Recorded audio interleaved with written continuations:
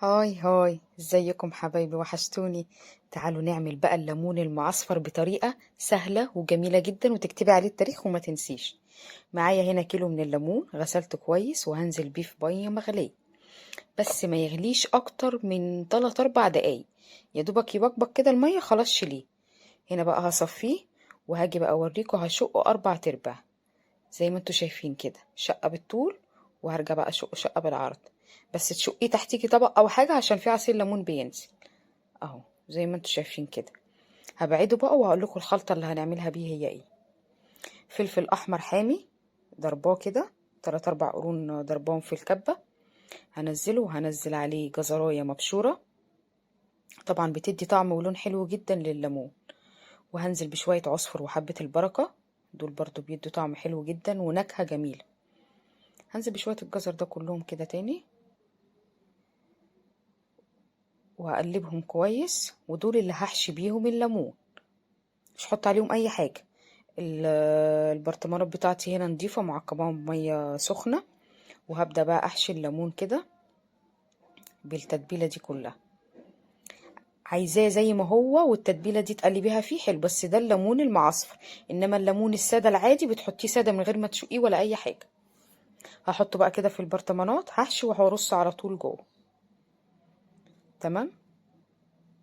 في نص البرطمان بقى كده، يعني انا خلاص مليت نص البرطمان عشان طبعا مش هقلبه تاني. في نص البرطمان كده هحط بقى فصين توم، وورقتين لورا، وكرفس.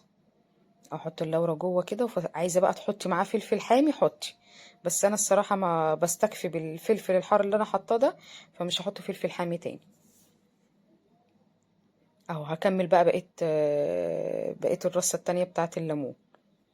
معايا بقى هنا الميه بتاعه السليق اللي انا سلقت فيها الليمون، تبرد خالص. وهحط ربع فنجان ملح، واحط ندعه خل صغيره قوي، واحط معلقه صغيره زعفران، الزعفران اللي بيديله اللون الاصفر الحلو.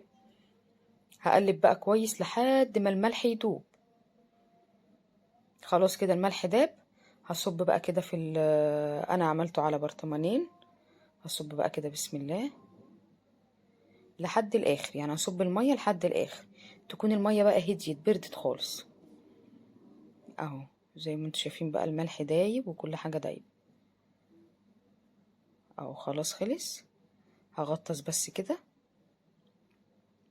الليمون ده تكليفي خلال اسبوع ان شاء الله، هفتحه معاكم بعد ما يتخلل وهوريكم هو عامل ازاي.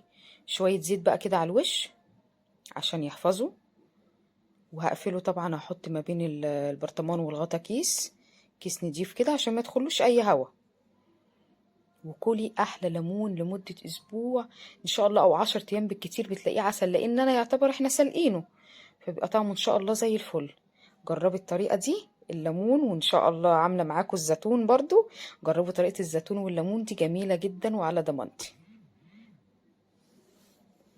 هنضفه بس كده البرطمان، وهقصقص بقى الكيس كده عشان البرطمان يبقى شكله حلو. شايفين جماله؟ شكله حلو جدا. وبألف هنا وشفا. جربوه وقولولي. باي.